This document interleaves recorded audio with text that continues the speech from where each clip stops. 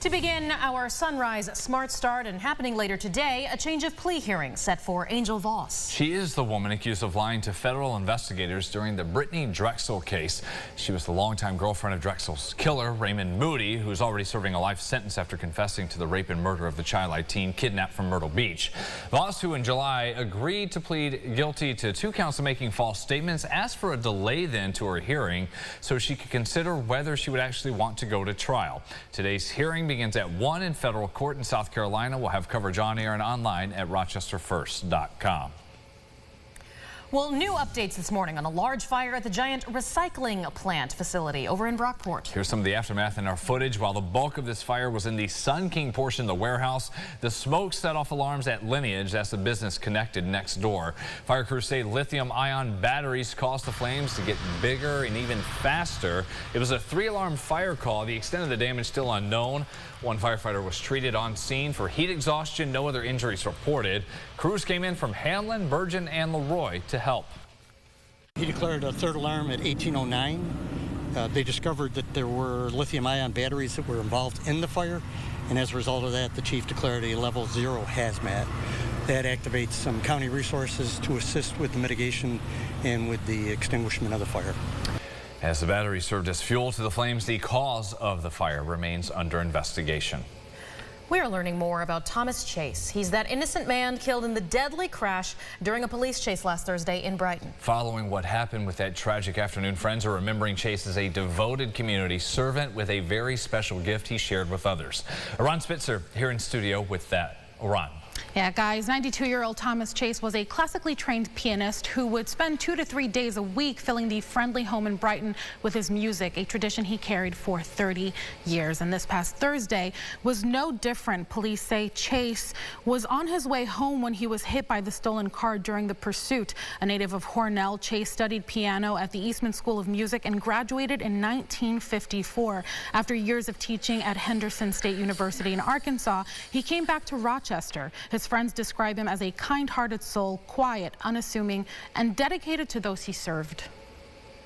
It really brought people together. Everyone knows Tom. I mean, his name has been on our calendar, 2 to 3 times a week for 30 years. It's chilling to even think about.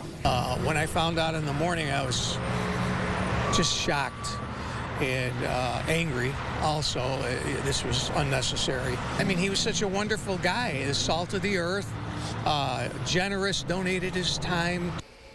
While the friendly home, its staff and residents are still processing this tragedy, they're planning ways to honor Chase in the future. Guys, back to you. Aron, thanks. And once we have that, we will share that with you at home. We know a lot of you have a lot of questions, outrage, and concerns about this crash and the investigation and how this could even happen. Police tell us the 17-year-old driver in the stolen car was arrested at least a dozen times before last week for smash and grabs over the last year around Rochester. He was also on parole for burglary, arrested just 4 weeks ago in Erie County for stealing a car. Charges are still pending for all 3 suspects in this case. They're 17, 18, and 19 years old. At this time, the latest update, they were still in the hospital with serious injuries. Bail has been set for one of the 2 sisters accused of setting a Rochester home on fire and killing a young boy who'd been trapped inside.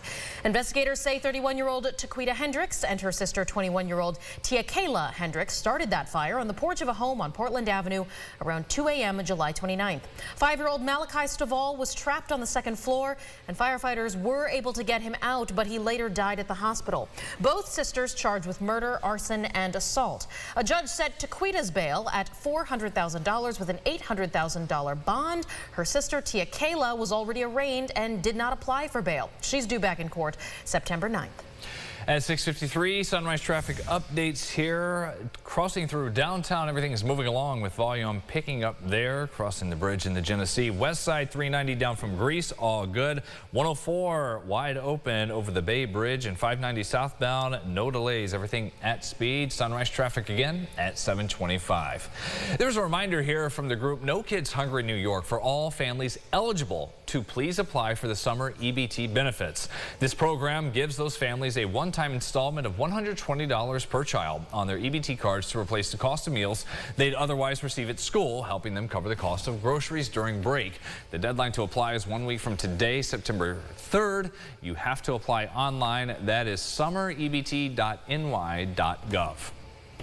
The Red Cross asks for your help in the midst of an emergency blood shortage. During July, the group reportedly saw a 25% drop in donations. It comes after severe weather events like Hurricane Debbie had torn across the country, forcing the cancellation of dozens of blood drives in recent weeks. The Red Cross urges anyone able to book an appointment and donate. We are in a position where we have 40% fewer donors today than we did 20 years ago. So obviously, we need to fill that void that has been created.